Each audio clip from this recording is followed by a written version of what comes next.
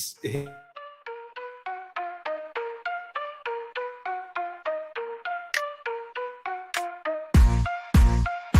Turn the volume up, turn it loud. Miami's pride, make us proud. CanesWear crew, you hear the crowd. Hurricanes ain't backing down. Every play, every score. Raising bets and raising roar. Rocking orange, green galore. All for one and one for four. We got FTSN, taking names, winning again. Podcast fam, till the end.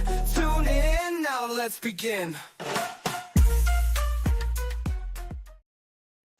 Hello and welcome to the CanesWear Podcast on, I think today is Thursday, July 31st, the last day of July. We're back-to-back days here, and today was obviously the first day of camp, and Gio, as I'm sure everybody has been following him, has a ton of notes. We already, all over X, we've heard about who's going to be from everybody, who's the starters now at every position, how many yards they're going to get. Nickel had a good throw. He may be the starter. I mean, everyone's got their own opinions going on right now. So exciting times.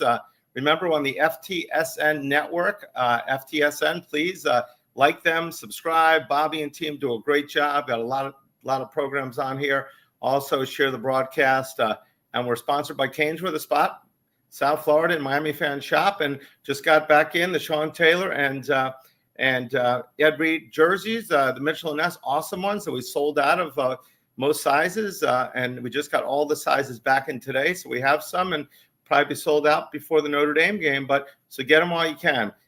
So a lot of excitement happening. I know everybody's pumped. We got so many people, Gio, on the line already, and welcome, Gio. I know you've had just a quiet day, right?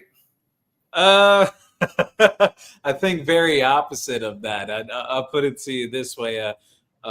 Went down to fall camp early this morning, left about 7 o'clock. I live up here in Broward County nowadays. So I left around 7 o'clock, barely even got there before 9. Actually, when things started, I got there about like 8:52. It was cutting it super close, just traffic crazy. Kids are going to start going back to school in a couple weeks too, so I may have to start leaving around 6:30 to make it on time going forward. But a lot of great stuff going on day one. Again, I want to remind people before we get into the meat and potatoes here, guys are running around in shirts and shorts right now. There's no pads, so take everything for what it's worth. The initial impressions, what I'm hearing coming out of the non-media portion. I spoke with a couple of people later on this afternoon and kind of what they saw and their thoughts on what happened at practice today. But it's exciting times. Like someone here said in the comment, Juan Manuel shares here, Brett, how are you, man? It's Christmas on July 31st. I believe it's Christmas for everyone at this time of the year. You know, it is. Camp has come a little bit earlier this time around. Mm-hmm. You know, that July, usually it's up in August. It starts July 31st this year. Obviously, August 31st being the first home game and first overall game of the season for Miami. So 1 month away, exactly. Yeah. I had that fall camp. It's all happening. I had fall camp, went to a couple of events afterwards. A couple of people involved with the program as well. Even stopped by to see my nephew for his birthday today. He turned 18 today, and congrats. Even from that, had to drive back home and get all set and everything. But we're here, we're talking, and let the questions flow through, everyone. I know there's plenty of questions. I know maybe some people caught the instant reaction I dropped right after the media viewing portion. I got even more details after that now too. So let's get into it. All right, well, great. So we're gonna answer your questions. We're gonna try to be out by 10 o'clock sharp, since we did 2 hours last night. I said, Gio, we're gonna do 75 minutes, an hour and 15 minutes. We went 2 hours. So we're so blessed that so many people are asking questions and continue to ask questions or liking the show. We're definitely gonna try to do at least 2 days a week to get all the information. Everybody's man Mondo will be in soon to help out as well. And we're just excited about camp. So we'll get to all the questions. Remember, tomorrow is no tax day. So anything you buy for $100 or less is no tax. And that's wherever you buy it. Not only CanesWear, but school clothes, whatever. As long as it's part of the no tax program, it's awesome. So And as I mentioned before, for those people that weren't on, we did get the Sean Taylor and Ed Reed jerseys back in stock. We have medium, large, extra large, which we did not have for a couple of months. All right, off the bat, Canes Jones, welcome to the show. Gio, yes, Gio was he was too busy to be on EA Sports today or whatever he was doing. Okay, I haven't had much time at all for any EA Sports college football. And the real stuff is starting now. John Kennedy, welcome to the show. Juan Manuel, all right, Juan Manuel is the biggest fan. I mean, I tell you, he is definitely he's like a host of the show. We'll have to bring him on sometime because he's just always has all the excellent comments. And last night he had some amazing jokes to close it out. With Christian Wilkins. It was awesome. So Juan Manuel, thanks for joining us. Zach, thanks for joining us. Happy Chili Dog Day. Awesome. I didn't even know that. B Rabbit, thanks for joining the show. It's Christmas in July. Absolutely. And right now it's going to get really busy for everybody. Let's see. What do we got here? First question.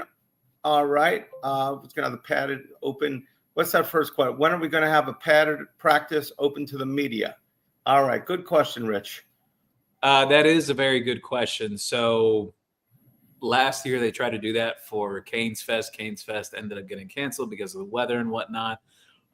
From what I've overheard, Canes Fest could take place. It would be the second weekend of August, from what I've overheard before. Nothing official there yet. Don't hold my feet to the fire. It's just what I've overheard, how that could take place. Potentially a Hard Rock Stadium. We'll see. You know, the last time that they did that there, it went pretty well. It was actually 2 seasons ago. They had a full padded practice. Media got to see it. Fans got to see it. There was a strict policy on no photo, video, and whatnot. Even though some fans, they still slipped it in there anyway. So people can't help it. They get excited. They see the players. They see what's going on. They want to get their photos and video in and whatnot, all that good stuff. But in terms of that, yes, that would be the most likelihood. The only other time that I've seen this, at least covering the team, at least in the Mario Cristobal era, I believe it was the first or second season. This was in spring. They allowed us to see an entire practice, but it was a strict rule of no photo or video the entire practice. You can report anything and everything you see, but no photo and video. So maybe we get that again, maybe not. You know, I doubt it this time of the year that we'd see that on Green Tree, at least the media side of things. At most, it'll be Canes Fest, which fans are going to be very open and welcome to come to.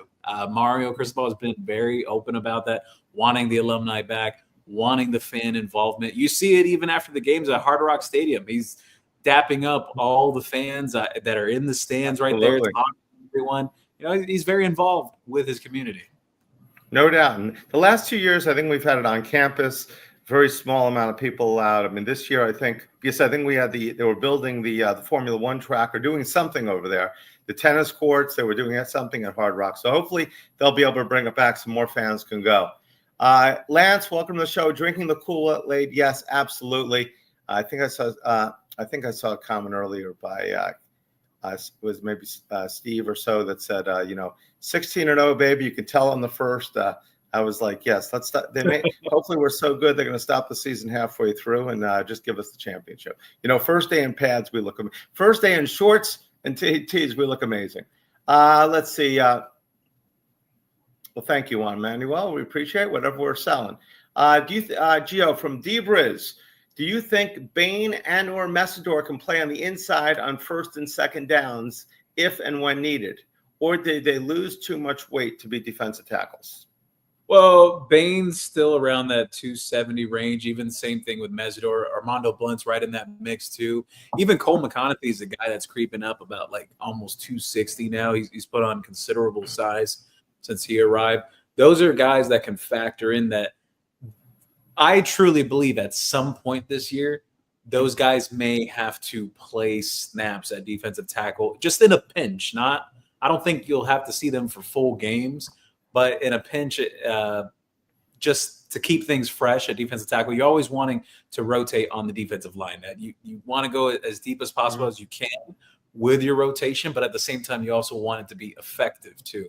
I think a guy that makes a lot of sense, and what I mean buy this, what I'm about to say is the power and punch that he plays with. I've been on this for months now. Armando Blunt. I know people talk about the power that Ruben Bain plays with, but I think Armando Blunt could potentially be even stronger than Ruben Bain. In terms of play strength, yes. He just his hand placement is very advanced at this stage of his career. I think he's going to be a guy that explodes this year. That I know he's even getting reps with the ones as well. So is he going to start? We'll see. He may not start when the season opens up, but he'll get starter quality snaps. So I think guys like Armando Blunt, Ruben Bain, Akeem Mesidor, they can do it. I don't think that they lost too much weight, Bain and Mesidor, where they can't come in and play a couple snaps here or there, or especially even like, let's say NASCAR packages as well. This is an obvious thing that'll come into play. They'll want to shift some of those guys in on obvious passing downs and try to get after the quarterback. You've seen it with Ruben Bain throughout his time here, even Akeem Mesidor as well. I don't think that'll change going forward. I think one interesting aspect that you'll see, I say this based on how Corey Heatherman used Mohamed Touré when he was at Rutgers. I think you could see him as a stand-up edge rusher at times as well, aside from playing linebacker. A lot of that will hinge on how this linebacker rotation kind of shakes out coming out of fall camp. But I like the bodies that they've added there. I mean, Mohamed Touré, you're talking about a 6'2", 235, 240-pound linebacker that literally looks like a transformer, like an Autobot. Basically, he's just built looks like a cyborg. Basically, so this team is. I remember I've mentioned before. When I was talking to Steve Walsh for the game, your first year there, said that what Mario says will not be able to compete till we have the size of these other teams. This seems to be our biggest team in a long time. Yes, it is. I mean, across the board. I had someone ask me the question because someone that's been pretty close to the program as a donor, and he had asked me earlier today in a conversation over the phone. He told me, he said, but they told me last year, I guess, some of the staff members had told them, that they have the size now and everything. And I thought so too when I went to practice, but I was honest with them. I told them, I said, yeah, on the offensive and defensive line, but I think they're bigger in the receiver room. They're bigger at running back. Has anyone seen the video I posted today of Shamar Marty Brown? That guy, he looks, someone made the joke today, and I agree with it. Someone made the joke that they said, wow, did Trevante Citizen come back to Miami? If that's a callback for people, because when Citizen came in, like the physical composition of that guy, you're like, wow, like this is what you want it to look like. But I do think it's the biggest team in the Mario Cristobal era, and possibly the biggest and most physical team, I would say. Let's see, we're in 2025 right now. I'd say within the last 21 to 22 years, the biggest, like in terms of just overall size. And the reason why I say that, the defensive backs, number one, you have different body types in those rooms, especially your safeties. The safeties that they have now, more size, more range, and more physical. And you hope that continues to translate into better play, because safety play was awful last season.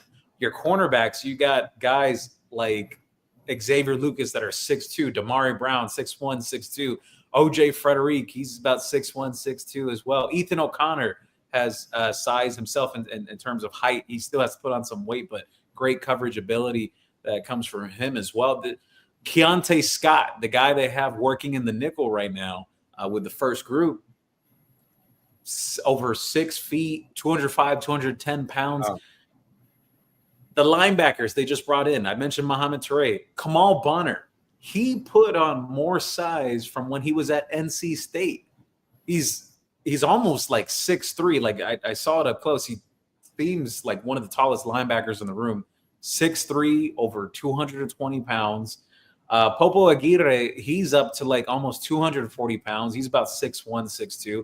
Wesley Basaint is the biggest he's ever been since his arrival in Miami. He's up to 230 now. The defensive line, Justin Scott, he's over 300 pounds now. And they even have trimmed down some guys. People bring up Mesidor and Bain. Another guy who trimmed down is actually Ahmad Moten. And you speak to Jason Taylor about him, they're super excited about Ahmad Moten. They think he could be one of the best defensive tackles in the country. Now, that's great in concept. We got to see that play out on the field. But you asked me the question, is this team bigger? It's the biggest team body-wise, like just framed at different positions that this program has fielded in over 20 years, you asked me, my opinion. I don't remember. It seems like they're very huge. Yeah, no, I don't remember the Randy Shannon teams being that big. Mm-hmm. The Al Golden teams, yeah, they had some guys that maybe put on too much weight, but it wasn't like a muscle thing. It was just, you go back to like what happened with Al Golden and Anthony Chickolo. Like they destroyed that guy's career at Miami with what they did with him. Mm-hmm. This is more of the way it looks. Like Mario always says, it has to look a certain way. It looks a certain way now. And like we talked about last night, Brett, 98% of this roster is Mario Cristobal's guys. There's very few excuses with the composition of this team to not get it done on the field this year. It's a big year. They have to answer the call. This team needs to definitely we've got it all together. Now we just got to win games. Mario has got to just get out of his own way sometimes during these games, and hopefully he will. But it's exciting right now. That's for sure. Juan Manuel, OJ Frederic, lost my confidence since the Cuse game. But you said he's the best looking DB out there. Well, frankly, it was at least, last year, wasn't it? At least in the media viewing portion, OJ was the best overall DB in the media viewing portion. We saw about a good 45, 50 minutes of practice. He looked like the most consistent to me. Xavier Lucas had some pretty impressive moments in that as well. I will mention OJ Frederic, though. He is in the black limited non-contact jersey right now. That's just precautionary stuff. There's nothing really serious going on with him. They just want to make sure everything's okay before they 100% clear him good to go. But in terms of like the private portion of practice, I've heard a lot of good things about Ethan O'Connor, Xavier Lucas, and even one of the young guys as well. What's his name again? Bryce Fitzgerald.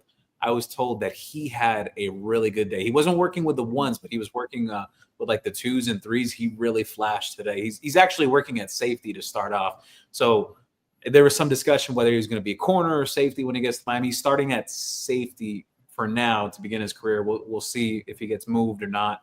And the other guy that I'll mention, there was one more name. Oh, Keontae Scott. He had a really good day too in the nickel in terms of the defensive backs. Awesome. Welcome to the show, Duck. Duck is here, everybody. He's announced it.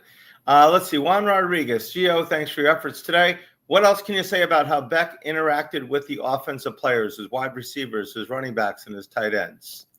Well, biggest thing that stuck out to me was Josiah Trader was basically made a concentrated effort throughout practice to be involved in almost every single rep that Carson Beck took. Yeah. I think Josiah Trader is a very smart young man. He knows that is quarterback one this year. He knows a lot of his very own success can hinge on his chemistry with Carson Beck and getting comfortable with him in this offense. Josiah Trader, just overall, though, as a player, just a little sidebar note here. Most fluid of all the receivers on this roster, and the way that he can get separation, it's almost special when you get to watch it up close. There was this one specific route that he went head-to-head with Xavier Lucas on, and he sold that route so well. The amount of separation he was able to create, it seemed like Xavier Lucas was almost stunned when it happened. So that's just iron sharpening iron, like Francis Mauigoa mentioned today. There's a lot of competition that is going on because Xavier Lucas gets the better of a lot of guys in that receiver room. Awesome. So right now you say that Josiah is wide receiver one? He has, I believe he has the highest ceiling of anyone in that room, at least on this year's roster. Mm-hmm. Future-wise, really excited for what Joshua Moore could be. I actually believe, you asked me in my opinion, he had some really big flash moments in the spring, Joshua Moore, and he had a couple of moments again today, especially in the media portion too. And you watch, like, from a size perspective, you're talking about a kid that's 6'4", 215. I think it's been reported that he runs about he's been clocked as fast as 22 miles per hour at that size, which is crazy in itself. But I think he could carve out a role for himself on this offense this year, even if he's not a starter. I'm talking about like red zone situations, getting him fade balls as well. Just his sheer size. He's the most physically impressive guy in that wide receiver room. And I just think the attributes are hard to ignore, that, maybe he might not be very polished right now, but you can find a role for him. He could get some snaps here and there, and you could figure him into your game plan. And he could be a guy that could help you out, especially down the line of a season. Sometimes some of these freshmen get better as this season goes on. We saw this last year with Jordan Lyle. You saw it with Josiah Trader when he finally got healthy at the end of the season. He really opened people's eyes in that bowl game once, he was cleared and everything was good to go. But yeah, no, I'd say Joshua Moore, like, especially looking further on in the future. Malachi Tony's great in itself. Everyone knows Malachi Tony is awesome. But I'd say CJ Daniels, if I had to say someone who really stood out on day one of the receivers, like my alpha dog guy that I would name for day one, it was CJ Daniels. Overall, of any of the other receivers, he's a sixth-year guy, redshirt senior, has had a lot of production in his collegiate career between Liberty and LSU last year. Doesn't look like he's hampered by the heel injury anymore either. Does a really good job in terms of creating separation. Really good route runner too, very crisp. Not a lot of wasted movement there either in terms of his route running. I will say this, from speaking to someone that saw the other portion of practice, it wasn't just the media thing that he did it while all the media was there. That continued on when they went outside and did more work in terms of 11-on-11 work and just other things with the team overall. So CJ Daniels, alpha dog of the wide receivers from day one. What's his size? He's about, I'd say he's listed about 6'2". I think it maybe, somewhere 6'1", 6'2", but over 200 pounds. He can move the chains. I think he brings a lot of things to the table, kind of like what Isaiah Horton brought.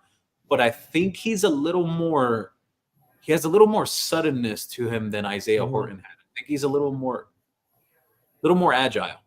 It sounds like, we won't have X, but more agile. We won't have X, obviously, who was a special receiver getting open all the time, but we've got quite a few solid guys here. People were downplaying the wide receivers with the running backs being so good, but it looks like the receivers will be able to hold their own. Well, I think it speaks volumes to the confidence that Shannon Dawson and Kevin Beard had shown about that group coming out of the media day too. Again, like I said before, every single time Kevin Beard has been the wide receivers coach at University of Miami, his unit has always produced. I'm not concerned. Mark me in the column on that one. I think the wide receivers will get the job done this year. Well, Al Golden definitely had the offense. If his defense was as good as his offense, he could be still here. That was the problem. It was his boy D'Onofrio, playing everybody 50 yards back. Lance Davis. So what's going on with the updates on the new training facilities? Hybrid grass. I like the way that sounds. Sounds fancy. Energy and put you in the couch. All right. So what's going on with the hybrid grass and everything else with the new practice facility? I haven't asked much about the new facility in a little while. I mentioned something yesterday about it. The last time I had a conversation with someone in athletic development and things that were going on with that. I'm going to poke around the next few days and see if maybe there's a little more information I can get on that. I didn't particularly pay attention to any changes inside the IPF while I was there earlier today, but I will look into that further though. Practice again is tomorrow. We got a couple practices over the weekend. One of them's not a media viewing, but there's plenty of time. I'll share what I can. All right, great. Juan Manuel checks in with this may be Mario's most explosive team. Can we hear a little bit on Pringle, Keelan Marion, Nikar, Deontay Scott? What do we got on those guys? So Pringle has definitely, I would say, he's got some burst to him. And what I mean by that is when he's smaller than the other running backs. I wouldn't say he's tiny, though. Like he's put on some size since the spring.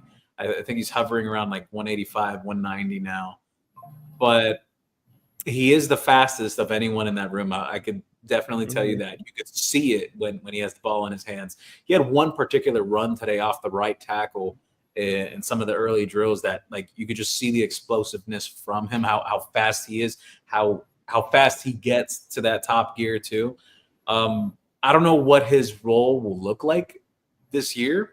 We'll see. I mean, you got Mark Fletcher, who's in the best shape of his career, Jordan Lyle, Shamar Brown, who looks like if anyone's ever watched Pokemon when they were a kid, he looks like Geodude. If anyone remembers that, the rock Pokemon, he's just full on muscle, just a ball of muscle. And he's got speed, right? Yeah, Shamar Brown, he's faster than people would realize. I wouldn't classify him as like a full-on burner, but he's definitely faster than people anticipated. He's faster than Damian Martinez last year?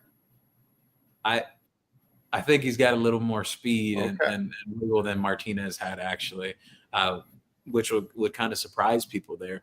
But Pringle, like what I mentioned, the other names that came on there, who was it? We got Marion. Keelan Marion. I want to see a little more of him. There was this one pass that he was able to create separation on. He definitely can get downfield. He has that ability to blow right past defenders.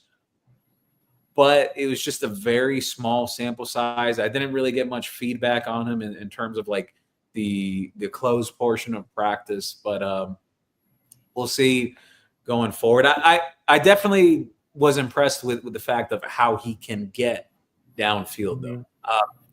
I'll say this because I've played the college football video game, EA Sports. There's no way that kid's a 90 speed. It's got to be more so like a 94, maybe a 95. He's definitely faster than that. Interesting. And the other guys, Nikar, Deontay Scott. I think you said Scott already. Nikar has actually put on size since the spring. I'd say about a good 10 pounds or so. Looks thicker than he was in spring. Healthy now too. I'm sure everyone has heard of it now, but this is a situation that went on last year. He really flashed a lot when he first got to Miami. Had a little bit of a heart issue. It kept him off the field for a bit in terms of practice. He was working with the first team actually back in spring when CJ Daniels was out. He was kind of like the first team guy for a little at the X spot, had a little injury that went on, and then Joshua Moore started getting more reps in spring. Naturally, you'd want him to be a Z receiver. He has to continue getting better as a route runner. I think the physical attributes are there. He can run. I think he's like a more juiced up version of a Jacoby George, maybe a little bit bigger actually than Jacoby George was. And remember, I want to remind people too, Jacoby George, it took him almost 3 years to really get going. Like even the year he was supposed to break out, which was his sophomore year, that didn't really go to plan. So I always say this, that I like to give guys a balance of 3 years, 3 years to see what a guy can really be. And the reason why I say that is I lead to one guy in particular. Samson Okunlola was working with the first team today in practice. He got some reps at left guard. You know, he's already been working at left tackle from before back in spring, but he got some reps at left guard. Matthew McCoy did as well. Even Ryan Rodriguez. Ryan Rodriguez is getting some snaps as the backup center. And I think some of the reasoning behind that too is They weren't able to get Nino Francavilla a red shirt last year, so it would make a lot of sense to try to preserve another year for him this season. I know they're still working on things with SJ Alafaituli at center as well. That he got some work at guard back in spring. They're trying to get him more comfortable as a center, what they project him long term. So just little tidbits there. But yeah, Samson Okunlola was working with the first team. He's not the only surprise, actually. They're giving a very fair shot as well to Chase Smith. That's a name that would surprise some people at linebacker. He got some work with that first team as well today in practice as well. So open competition, healthy competition. And sometimes when new coaches come in, it's a brand new opportunity. You know, Chase Smith is not wearing a brace anymore. People were really excited about him when he first got to the program. And then he had a chain of injuries. And Brett, you always say this. I'm not saying that for sure Chase Smith is going to be a breakout guy, but you always say this, that, you know, all it takes is 1 year. People forget this. Elijah Arroyo missed a string of seasons. They thought he'd never play. He finally got healthy, and he put it all together for 1 year and became a second-round pick. It's probably going to be starting for the Seahawks this year. Hey, look, you never know. I'm not saying that my prediction is Chase Smith becomes an impact guy or steps up to the plate, but there's healthy competition going on there. What year is he in with us? Chase Smith he was a Manny Diaz recruit that a lot of people were really excited about his athletic profile because he played wide receiver, safety, and linebacker in high school. His father played for the University of Miami as well. I don't know if you remember, Brett. You remember Willie Smith, the tight end? In the 80s? That was legacy player. So it's I'd love to see someone from, you got to give Mario credit for keeping these guys, because there's a lot of those guys, they blossom later on. I mean, I always say Braxton Berrios, who was hurt every year. He was about to transfer to NC State or somewhere, and all of a sudden he stayed here, and he had a breakout year. He even played in the NFL for a few years. So it's takes just 1 year for these guys. That's all it is. 1 year, and we just want to get the year out of them when we're at Miami, and either they stay or they go on to the NFL. That's what we want. No transfer. Once we have a year, we don't want them transferring to another school. It's the irony of things, too, because a lot of people have said things about Samson Okunlola over time. People were saying, when's he going to get on the field and this and that. And Coach Mirabal came to his defense on media day, not today, but yesterday. Today, the kid's working with the first team. I mentioned the comment a couple of times this offseason that Vernon Carey, a guy who was the number one offensive lineman coming out of high school, took him almost 4 years to become a starter at Miami because he had NFL guys in front of him, guys that were really good or even All-Americans. Like, he had Joaquin Gonzalez in front of him. Joaquin Gonzalez didn't have a long NFL career, but he was a tremendous collegiate offensive tackle. He had Bryant McKinney in front of him, who landed, I think he had a couple Pro Bowls and more than a cup of coffee in the NFL. Yes. No, he was possibly one of the greatest left tackles ever. Did he ever give up a sack? I don't think he did. In college, I don't believe Bryant McKinney ever gave up a sack. He was awesome. Great guy as well. So was Vernon, comes to the store. Always got to save those big shoes for him. Lance Davis, who are the three most impactful transfers on the offense right now? Three most impactful transfers on the offense. So I'm going to go with one that I've been saying all offseason that people have not talked about a lot. Alex Bowman. Alex Bowman from Tulane, who's getting reps to the ones today as well, along with Elijah Lofton. He's going to factor in on this offense. He's a big body. He's put on size since he got here. At Tulane, he was closer to about like 230 range or so. He's now up to like almost 250 now, 6'5", tight end that can play in line as well. I think he's going to be one of those guys. CJ Daniels as well. And the other one that I will say, well, Carson Beck's going to be the obvious. So I'm going to leave Carson Beck out of this. Everyone knows that Carson Beck is going to make an impact. But absolutely. We got Brown too in there, right? So it's there's quite a few transfers. I'm between Shamar Brown or what's this kid's name again? Tony Johnson. Tony Johnson had some nice reps in practice, at least in the media portion today. In terms of like as a route runner, I think he's a little faster than people think as a slot receiver too. But I'll go with Shamar Brown. So we've got, I mean, obviously, guys that transfer in the program, they're going to get significant playing time probably. You've got Beck, you've got Brown, you've got Daniels, you've got Tony Johnson, and you got Bowman. 5 guys that could figure, I mean, big time in this offense. They're going to be splitting reps, and they're going to get quite a bit of Alex Bowman's caught about, I think it's 13 or 14 touchdowns in his last 2 seasons when he played with Tulane. Are these guys getting too big? Are they still flexible? I saw somewhere I saw them talk about flexibility because sometimes you get too big and then you can't, everyone's getting huge, it seems like. The wide receivers are getting 10, 15 pounds. The tight end, 20 pounds. Well, I mean, are they too big for South Florida? Here's the thing. It's a lot of it is done in increments as well. So I point to a guy like Wesley Saint. He came in about 200, 205 every year. It's gone from like 205 to 215 to 220. Now getting up to 230 pounds. That was a gradual progression. Mm-hmm.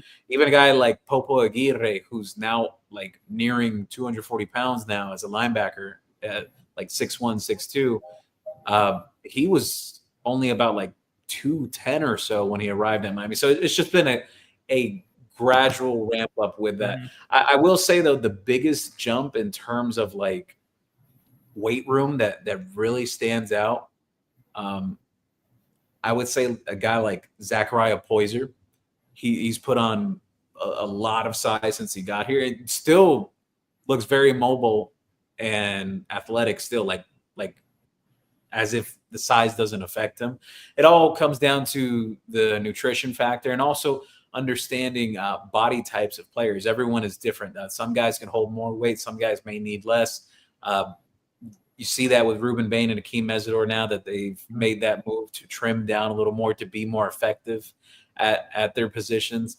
I agree with you, though, in terms of that aspect, the athleticism part, how flexible guys are when they gain weight. And sometimes you also have the scenarios with players where they kind of have to get used to playing at a new weight, too. That happens to some guys. Well, both 2 of our best safeties ever in Sean Taylor and Benny Blades, both were built like linebackers. They could still run with the wind. So, and they both were. I think they both have 10 interceptions in a year. I think they're tied for it. But it's so those guys, the weight did not hurt them. I think Blades was probably 225. Taylor was about the same thing. And so these guys could run, they could hit, they could. So hopefully the size won't affect these guys in the defensive backfield.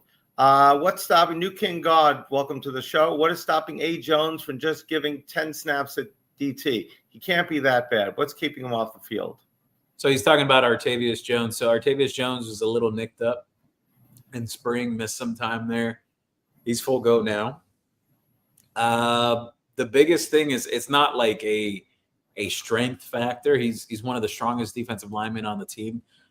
More so the mental aspect of things. You want to see if he's up to speed now in fall camp.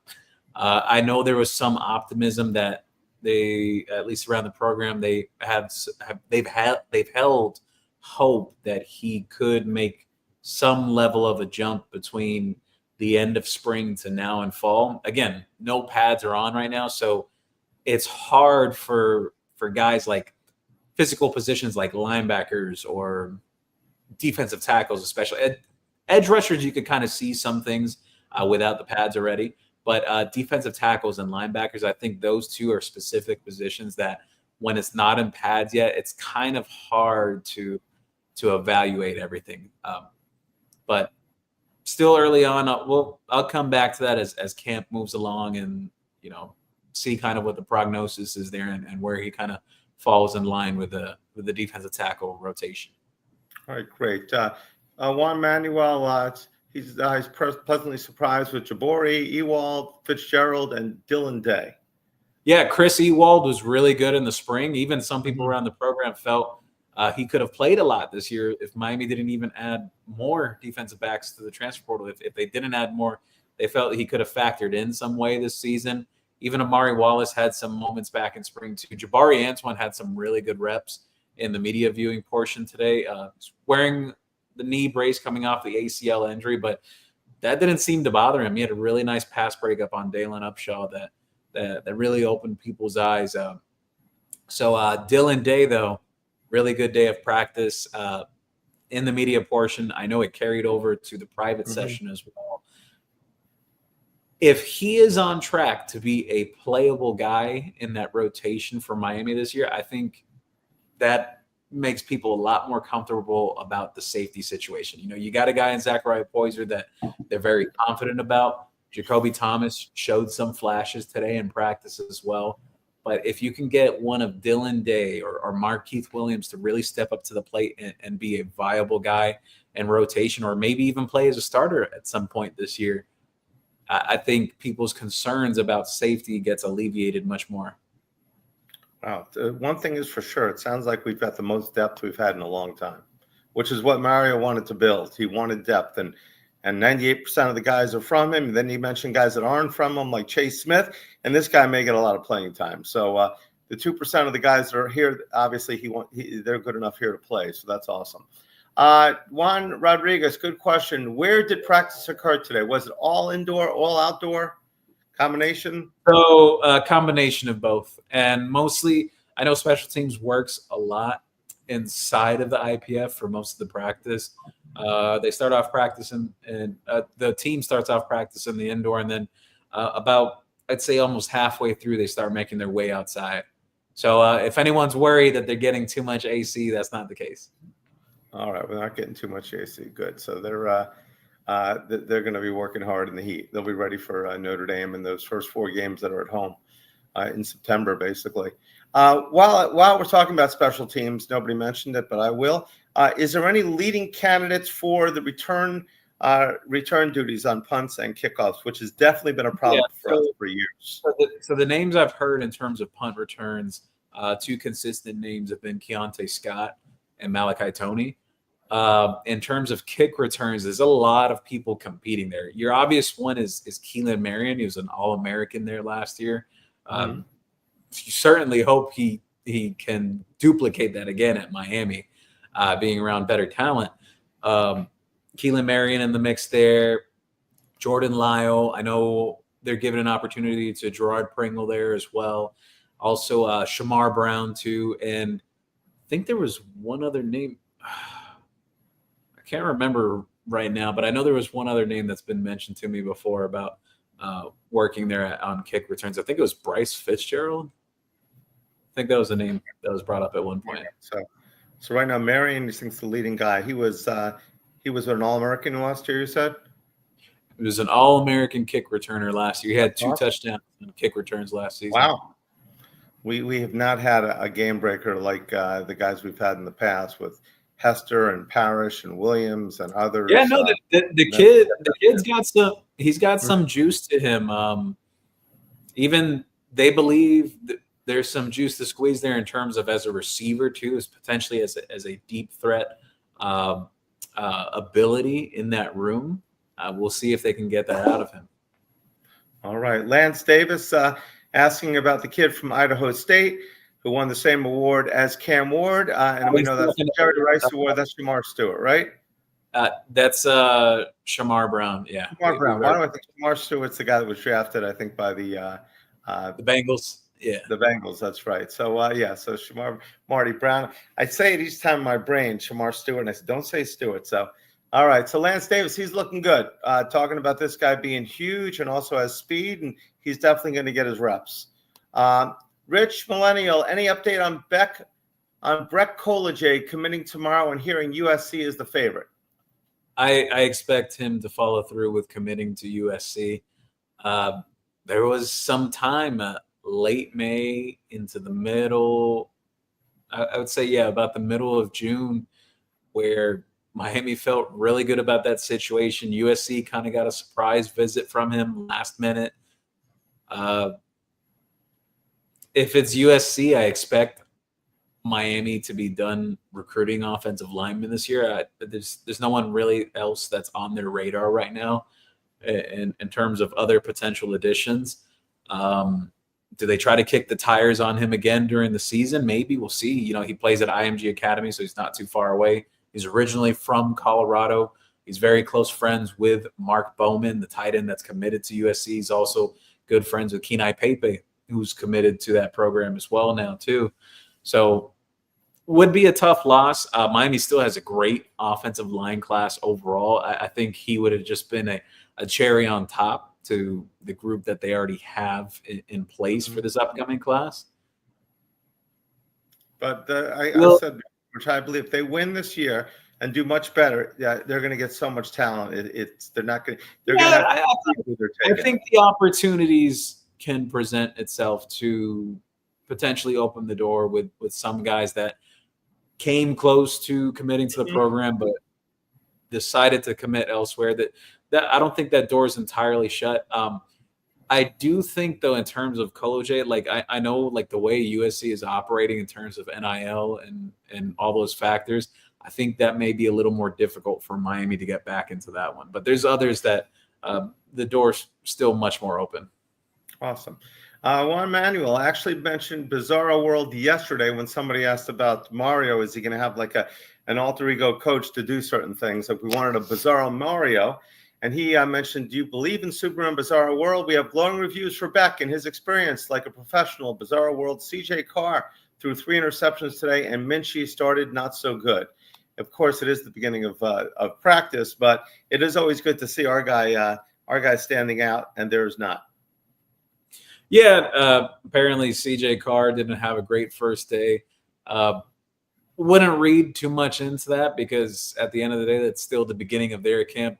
Like I mentioned, even talking about Miami's opening of camp right now, there's only so much you could take away because it's the first day. They're not in pads yet. Guys are going to continue to compete. There's some guys that they show out the first couple of days and they kind of disappear for the rest of camp. That's happened many times on Green Tree. So got to let things play out. All right. Lance Davis, what's up with Booger Pickett? He put on some weight too? Oh, Booker Pickett. Yeah, so he is in that rotation with the pass rushers. Not entirely sure exactly where he'll fit into the pecking order. I know guys that are really high up in that rotation are your Marquise Lightfoot, Armando Blunt, Malik Bryant, those guys. Even Hayden Lowe is factoring in there. Cole McConaughey's back from his injury now too, so you kind of got to see, does he rise up or do some of those guys still stay ahead of him? They were really high on McConaughey even last year. And again, like same thing has stayed true with him too. He was attached to the hip with Ruben Bain all day. And that was the same case even last year. He picks Ruben Bain's brain a lot. He tries to learn as much as possible from him. That's encouraging. And I think Booker Pickett, yes, he'll see the field at some points this year. I just don't know how large his role will be at this point. Again, like if I start getting feedback as camp progresses along that, that he's starting to rise up, I'll bring it up. But I think he'll play at some points. Just I don't think it's going to be a large role this year. All right. Canes Jones, I agree. Most depth since Butch, no doubt about it. This team is stacked, I think. And as long as we stay healthy, I know that's the great thing about depth. You can afford injuries, but we don't want to have to see that. I know Ohio State won the national championship a few years back with the third-string quarterback, but most teams don't do that. Let's see. That guy was never heard of again, really, the guy that won the national championship there for Ohio State. Remember that? Let's see. Gio,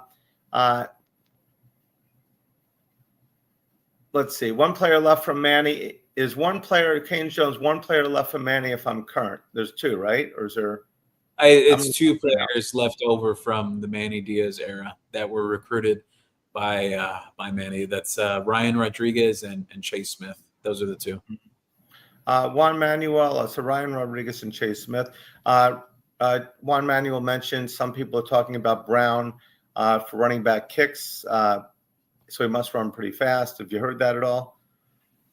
Yeah, I mentioned that earlier. That I think he moves much better than people had anticipated about him coming into this program.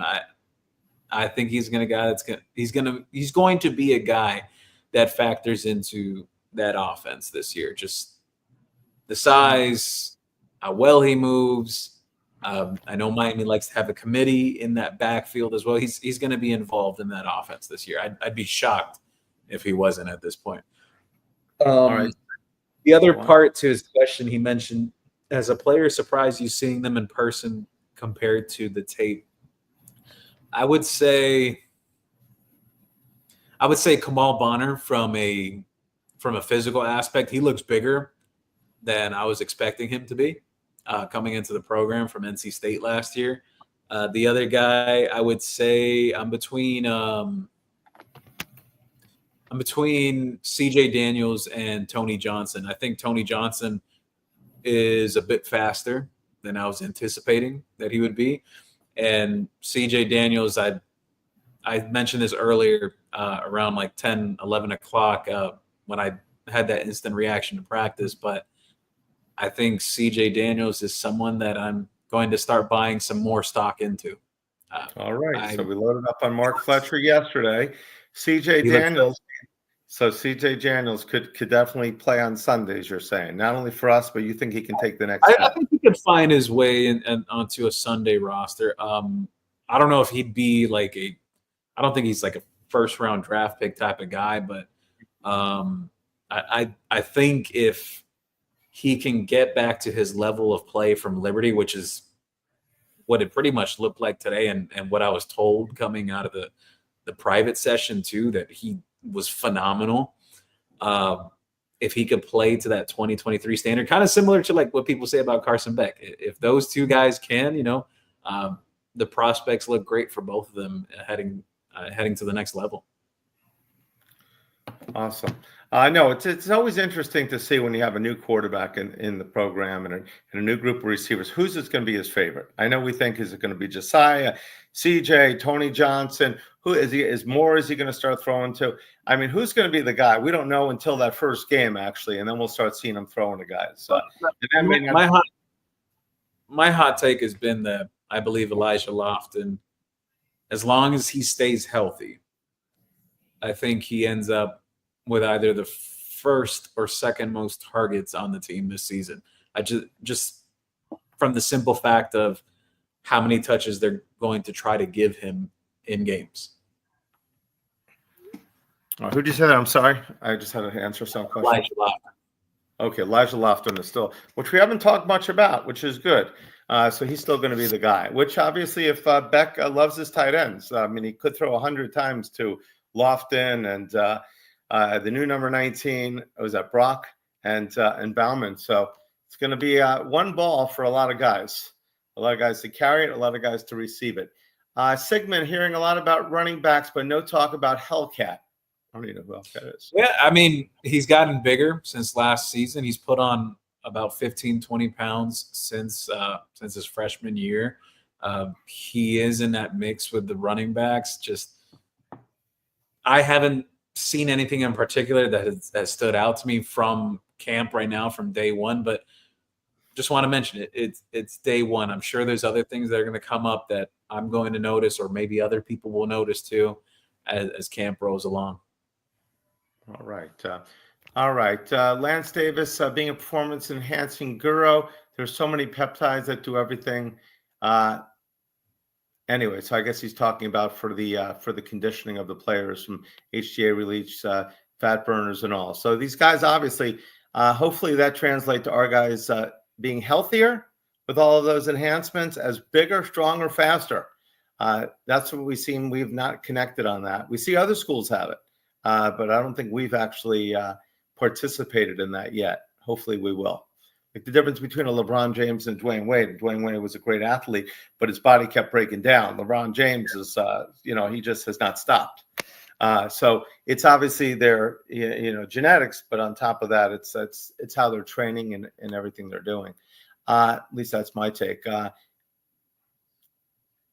Let's see. Trying to get to these questions. Juan Manuel's comparing Joshua Moore to Yatil Green. How does it compare with Horton? I heard C.J. Daniels needed it to finish plays. He got separation, but had a DPI.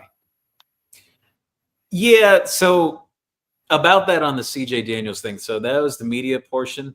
There was a defensive pass interference on Charles Brantley. That there was also plays that CJ Daniels made in that media viewing portion.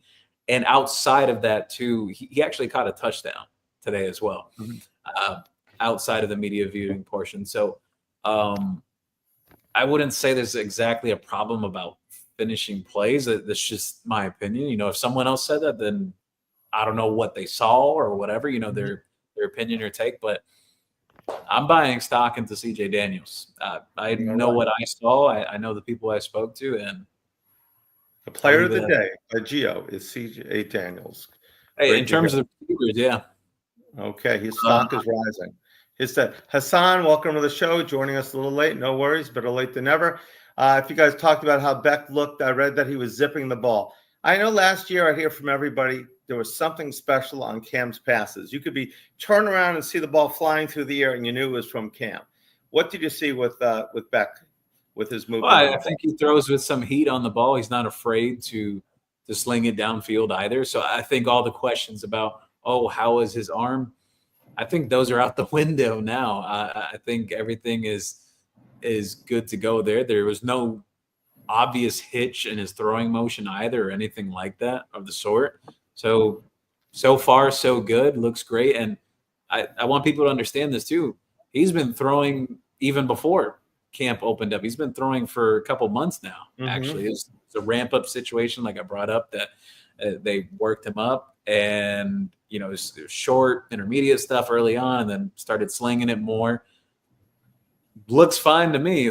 Doesn't even look like a guy who had surgery about 7-8 months ago when he had that surgery on the elbow. So looked good, was accurate. I was actually even told that he got better as practice went on, which I think makes a lot of sense because how much time he's been away from football. Naturally, some guys, they have to shake off a little rust or knock off some of the cobwebs here and there, and they get back into the groove of things. That's a very normal thing. So I think that was really encouraging to hear that about him, that he got better as practice moved along, threw a couple touchdowns out there too. I know Ray caught one from Beck as well. So he had a really good, solid day. Awesome. Juan Manuel mentions another good point here. Joshua Moore is so valuable because he can simulate Malachi Fields on the scout team and some of the other guys as well. They'll be working with these guys, hopefully, to throw everything Notre Dame's going to throw at them. Hopefully, our defensive, our new Corey Heatherman's going to be able to know the scheme. Let's see. Will we be able to run the ball? The Mullet Run official question by Mullet Run the Duck. Will we be able to run the ball for positive yards on early downs in the first half? I know we mentioned yesterday someone did about defensive tackles running into them. What's your thoughts on that, Gio? I think they will be able to. I think we will surprise them as well. I think this will be the best offensive line group Miami's had since Cristobal has been here. If you ask me personally, which was the best group so far, I thought it was that 2023 group where you had Jalen Rivers, Javian Cohen, Matt Lee, Inez Cooper, and Francis Malino. I thought that group was phenomenal. It was even almost jarring back then watching Tyler Van Dyke playing with that group, and you're like, you have this line and the struggles. It was just very frustrating. I know from Miami fans' perspective, or even just watching it objectively too, is the most mind-boggling thing. But you asked me my opinion. I think that was the best line that Miami's had under Cristobal. I think this one this year can be better than that. I think this group has a higher ceiling than that group did. But yeah, I'd put it at that. I think they will be able to run the ball. No, I think so too. I think we're deeper running back. And also, I think our quarterback is much more experienced. And also, Van Dyke was doing well that year, but I think the injuries, he was more injured than people thought. I think we should have just stuck. But when he was out, that was the year that Emory came in, correct? Emory beat Clemson that year, beat Virginia that year. That was the year he got hurt against Florida State. So I think we're much deeper as a team right now all around. Speaking of Emory, before the next question is, he was wearing the glove just like Carson Beck was wearing the glove today, it seemed, right? They were both wearing the glove. Yeah, both Emory and Emory Williams and Carson Beck were putting on their best Robert Marv impression, if anyone remembers Robert Marv. Exactly. Supposed to be he was what, Mr. Tampa, Mr. Gator, Florida Gator guy? Mr. But he played for Tampa Plant. He was on that historic team that he threw like a record amount of touchdowns in his senior year, and then it just didn't work out at Miami. That was supposed to be the battle of the century, him against Ja'Cory Harris, right? Who was going to win the job? Yeah. And obviously Ja'Cory did, but no. So how did Emory look? Emory, I will share this. He's changed his number. Seems like he's got a little bit of that South Florida swag now. Mm-hmm. He even put a visor on his helmet. I noticed that. I was like, wow. He's never worn a visor since he's been here. He's definitely fitting in South Florida with how the football culture is. Yeah. But aside from the jokes there, I thought it was pretty solid from what I saw from the media viewing portion.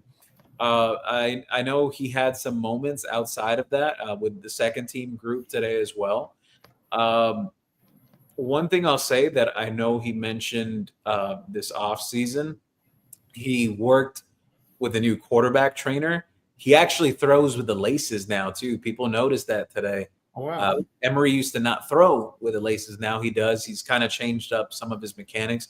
We'll see if it works out for him in the long run and everything. But I know internally the way they view him, they value his experience. He has real game experience.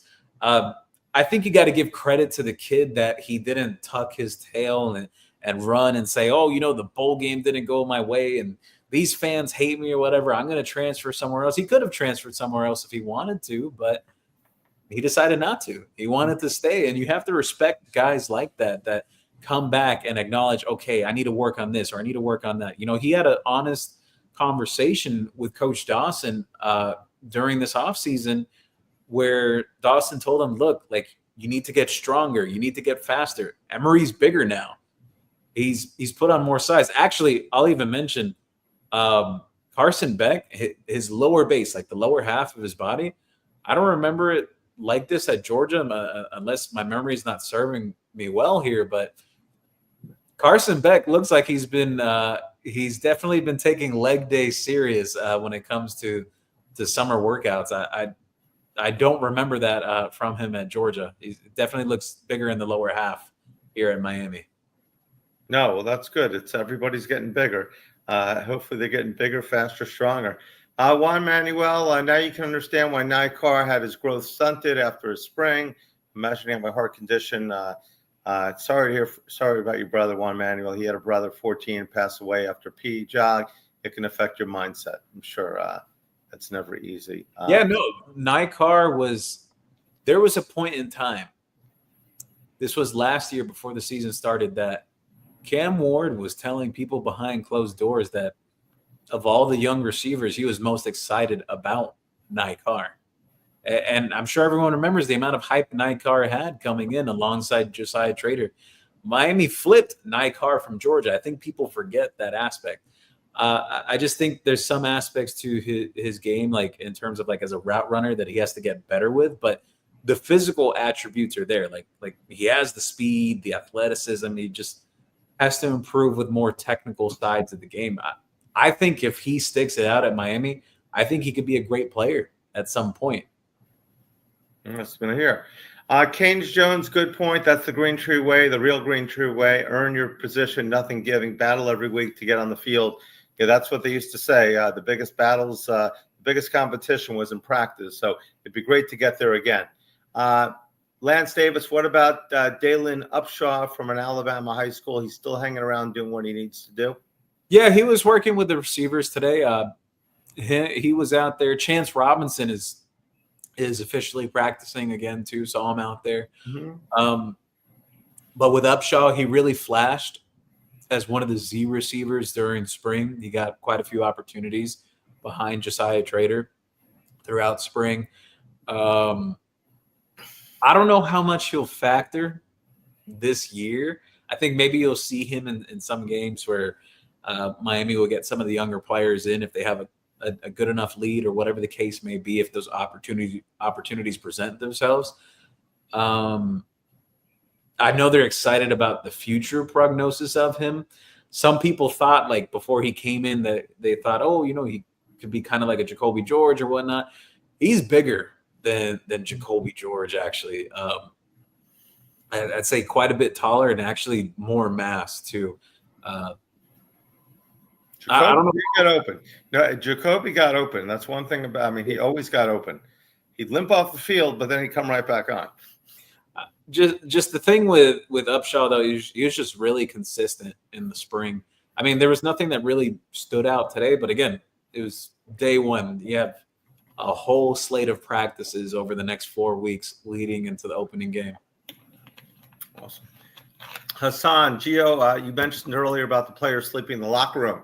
That's awesome. It shows they're on a mission. Was this the players' idea? Was this the coach's idea? I'm pretty sure it was a player-led thing.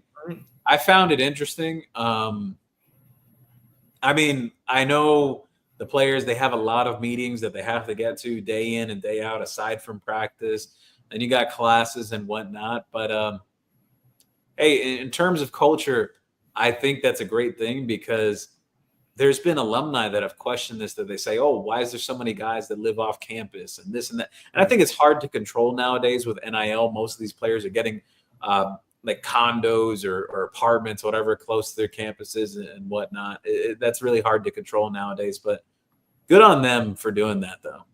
Absolutely. Good on them. The fans excited too. I'm sure the coaches like it too, that, hey, that they're locked in. They want it. Now, Carson Beck was on that Georgia team. Was he on one of the teams or both of them that won the national championship? He was on that national championship team. He wasn't the starter that year, though. That was Stetson Bennett. Was anybody else here that has a national championship ring on our roster? Oh, that's a good question. Trying to think here. We're playing Stump Geo. No one else. I think the only one that's come close you could bring up, aside from Carson Beck, Bert Auburn. That was at Texas. So we don't really get too many national championship players. I think Davian Cohen was a national championship player at Alabama, correct? Yeah. Javian Cohen. But we don't really have that many people that are, and especially someone at the quarterback position that's come from a national champion, even though it wasn't last year, to be a part of this team, especially be the starting quarterback. Would you agree? Yeah. So, and if he seems to be a leader, so do you think? I think everybody, but do you think he's taken over the team like Cam Ward did? Everyone would say Cam Ward, the Restrepo, other players would tell me all the time. Cam says, let's do it again. He had that leadership role. Is Carson Beck going to be the same type? Not that he's going to be Cam Ward, but is he going to have that personality, you think? So I don't want people to get scared when I say this, because people have TVD, PTSD, or we got to come up with an acronym for that. The PTSD from when Tyler Van Dyke was here. But Carson Beck, I wouldn't say he's as much of like a outspoken leader like a Cam Ward, because Cam Ward had a lot of bravado. Like he was constantly talking trash and talking and just very communicative guy in terms of like expressing himself. And, Carson Beck cheers on with the guys and everything. He gets excited and whatnot. But I wouldn't classify him the same as that same personality like Cam Ward. I do know that he has a lot of the respect of the receivers in the room. They highly respect Carson Beck. They view him full on as a leader. There's no question about that. I think he's more of like a lead by example guy. Like, just we're going to get it done. And this is the way it has to be done. All right. So he's not. I think he makes sense. I think he makes sense for this year's team in a way. I guess from looking at it from like with an outside lens on it, that Miami had to learn how to win, and Cam Ward kind of willed them there. Now they kind of learned how to win. Like now you have to have a guy that kind of keeps that steady, and I think Carson Beck can be that guy. And Carson Beck has his own style compared to Cam Ward. At the end of the day, they're both two different type of guys. Even Emory Williams has said the same too. Awesome. Let's see, Nick. Nick with the question: James Brock is a low key pick. James Brockermeyer is a low key pick. I'm not sure if he means by like NFL or whatnot, but he has that center job cemented right now. He does. Okay.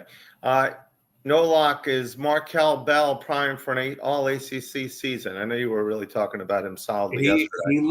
He looks really good out there. He's about 6'8", 6'9", 7'2" wingspan, over 320 pounds.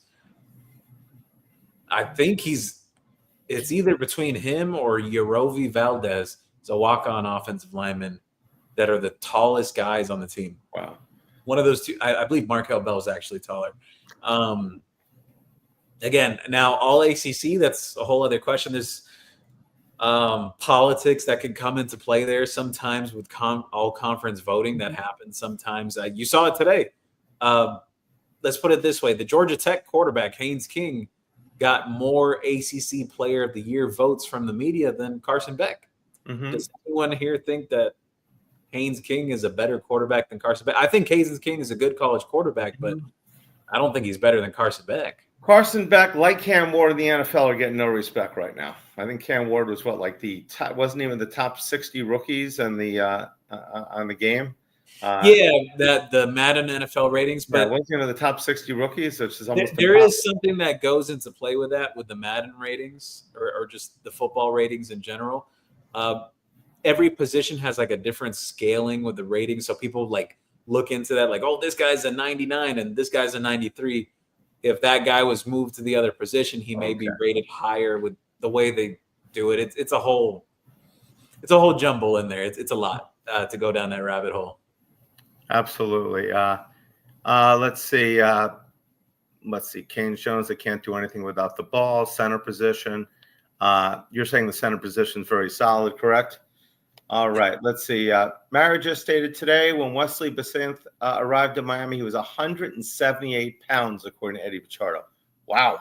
Was he that light? 178 pounds? No. Well, I'm not sure about that, but did Mario say that? Wow. I mean, Wesley before has pretty much stated that when he arrived at Miami, he was about like 200 or so. 178 would be really low. You sure about that? That would be really low. That'd be like a cornerback. I mean, but these guys do grow, you know. Juan Manuel with his weigh-in on Christian Wilkins. Will the Dolphins bring back Christian Wilkins with open arms, hugs, and kisses? He is a plugger up the middle. Those types of athletic DTs don't grow on trees. Okay. I think it was a little tongue-in-cheek there. That was pretty cool. But I'd like to see him come back, but he's not coming back to the Dolphins. But you never know. But he definitely is a plugger up the middle. So Rich Millennial shares here. Did you hear the news on ND training camp? They're saying CJ Carr threw 3 picks. Yeah, had heard that. I think I was actually one of the first people to share that on Twitter today. Actually, I know a lot of people found that interesting, but it's still early into their camp, just like it is for Miami. I wish he would have saved that for August 31st instead of July 31st, and he would have come out with 3 interceptions in that game. Maybe he will. I mean, with as loud as this crowd is going to be, it's going to be very tough. If we can jump in the lead, it's going to be very tough for them, I think. So we got George Blanco here. He said, Brett, the receivers and tight ends need to be beefier to be able to match up well against the elite teams, SEC, Big Ten, and Clemson. Yeah, he's got a point. Yeah, I think that was my comment is, are we getting too big? Let's see. Frank says, who is the number 1 wide receiver right now?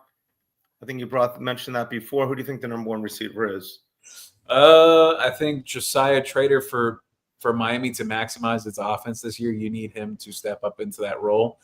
I think CJ Daniels could do it, but I think if you want to maximize your offense, you need Josiah Trader to become the guy that they believe he can be and what he has shown that he can be.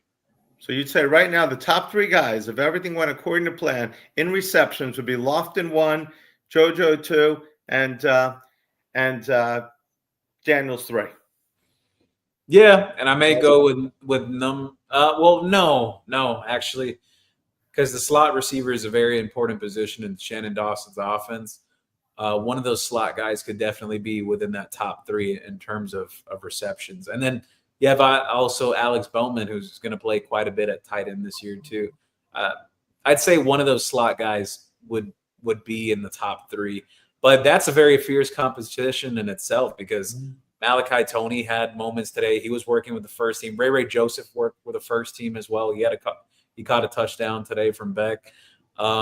Even Tony Johnson had moments too. Like, I think that may be the most fierce competition right now of any on the team, that slot receiver position. You have three guys that are legitimately in the conversation and battling to become the starter there. So we got Johnson, Malachi, and who's the third? And Ray Joseph. All three guys are, yeah. All right. Juan Manuel, Cam Pruitt should be a safety. He is by far the best coverage linebacker, and only Poyser and Day are better in coverage. Why not experiment with Pruitt as a safety? I don't see them making that move because Pruitt is already on the track towards becoming a full-time linebacker. It may not be this year, but he is Miami's best coverage guy in terms of their linebackers room. Actually, today in the media portion, he actually caught a couple picks in some drills against running backs and tight ends. The other thing I'll mention there, he's up to, I think it's like around 215 pounds now. He's well on his way to becoming a linebacker. It's just, I don't think they would go back on that now and switch him back. I'd be surprised.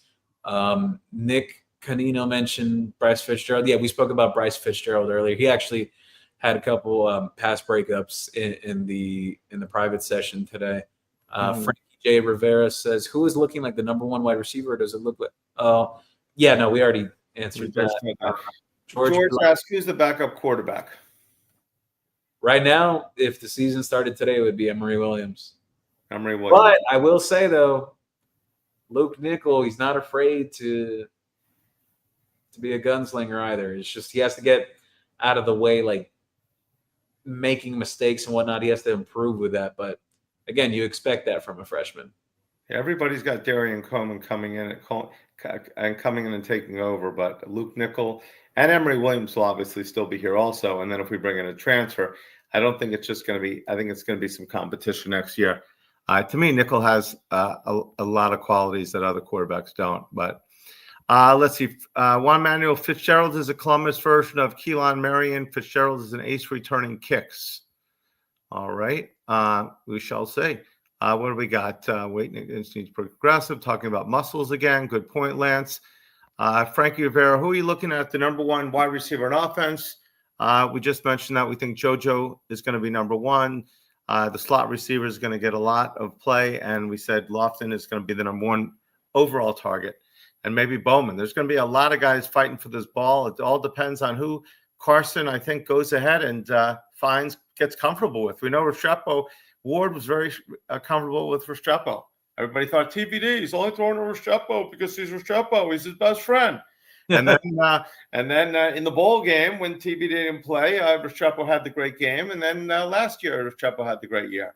So obviously, it was more than just every quarterback found Restrepo to be their favorite. So it's going to be exciting to see who's the favorite this year. I remember 2001, like Andre Johnson came out of nowhere with all those. I mean, Wayne and Santana Moss left. I mean, nobody knew who was going to be the guy that year. What else we got? Who's the number two quarterback as of now? He just answered that question on you think it's Emory, but Nickel's not far behind. How is the mindset of our new kicker from Texas? We don't need no Bubba Baxa costing us more. Bubba, you are absolutely correct. I've mentioned that on a few shows. It could come down to how good our kicker is this year. Hopefully we don't have to worry about that. But on that one or two games that it could matter, championship caliber team, that kick is everything.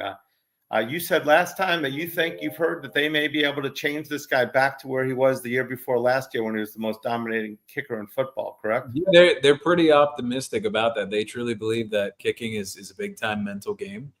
They feel that they can get him back on track. And I think we talked about this on the last show, Brett, that when it comes to Bert Auburn, not this past season, which was 2024, but 2023, he set the record at Texas for most points in a season, like most field goals made, a Texas program record. Awesome. What's the next question? I just had to recycle. Lance Davis mentioned our O-line could give us 7-8 seconds. Beck will pick you apart. Yeah, I think the O-line's going to be very good. If any offensive line give you 6, 7, 8 seconds, you got it made. If they give him 7 to 8 seconds every game, we're not going to lose. We may not lose at all. Shad mentions it's a lot of Georgia boys on the roster. Yes, there is. There's a lot of guys from Georgia that are on the roster. Nikar, Kamal Bonner. I believe Keelan Marion's actually originally from the Georgia area too. Who else? Luke Nickel. His brother, Jack Nickel, the tight end as well. He's from Georgia. I'm sure there's other guys here that Herbert Scroggins as well, who they just added to the roster. And you had mentioned that Georgia is catching up to South Florida, correct? Yeah, in terms of like the talent that's coming out of the high school ranks, yeah. Mm-hmm. All right, Gio, if Miami wasn't able to flip Cooper or Joe Lamar, will they just go with Mallory? And is there a 5-star running back in the 2027 class Miami is a favorite with? Things are still very preliminary there in terms of the 2027 kids and running backs. They've kind of casted the net wide there. If they weren't able to flip Cooper or Lamar, I think you may see some senior year evaluations. I know they recently offered a running back that's actually committed to Louisville. So, again, they're keeping their options open. They're not just focusing on those two. But, again, still a lot that could happen between now and December. And game day visits will be coming up within a month, too. I'm sure there will be a lot of movement there. Again, I'll remind people, Jordan Lyle was sneaking into Hard Rock Stadium in the recruit section about 2 years ago around this time while he was committed to Ohio State. That was kept very hush-hush. Wow. That's awesome. I didn't know that. Dins 4,000 or Dins 40,000. Seeing people saying on X that Harris is going to the NFL. Are you hearing anything on that? That's not true. That's a rumor that's been corroborated by Florida Gator fans. Will Harris is on the coaching staff. He was there at practice today. He was literally right there working with the safeties. Anyone who is telling you that, they're just trying to drum up drama. Don't listen to that. He was at practice today. All right. Juan Emmanuel is asking about Brock Schott. Are we going to use him like Brock Bowers was used? I think Brock Schott has made a case to get some playing time this year. I think maybe you see his role a little similar to the amount of touches that Elijah Lofton got last year. I think Elijah Lofton didn't touch the ball enough last season, if you ask me personally. But, again, you also had Elijah Arroyo in there, and you had Cam McCormick and Riley Williams, who ended up moving on to Oregon State. You could have made the case that Elijah Lofton should have played more. But I could see Brock Schott figuring into the mix, and mostly because the physical attributes, and he's starting to catch up in terms of the game slowing down for him. At least that's what I noticed, that he looked much better than he did in spring. I know he was a little banged up in spring too, but he looked really good. What year is he in? In terms of catching the ball. What happened? What year is Brock Schott in? True freshman. So he's a true freshman. His name is Brock. He's wearing number 19, correct? Yes. And it's hard to imagine he's going to get a lot of playing time over the other two guys, though. Hopefully he doesn't, and those two guys are playing great, and he's able to do it next year. Blue, how is Emory Williams today? Gio said he's got a new throwing motion. Gio said he looks a lot more comfortable, right? Yes. A lot more comfortable. He's wearing that glove like Carson Beck. He's got he's got the visor. He's looking very South Florida-ish. Willis McGay, by the way, said he was the first guy to wear that. I said, was it Sean Taylor? He said, no, but I was the first guy to wear that shield. They all copied me. How did the safeties look today, Shad asked? Dylan Day had a really good day overall. The media portion and the private part of practice as well that the media doesn't get to see. The other guy that I'll mention that kind of stood out, Markeith Williams, I noticed in terms of the 7-on-7 and 1-on-1 portion, he had a couple of plays there.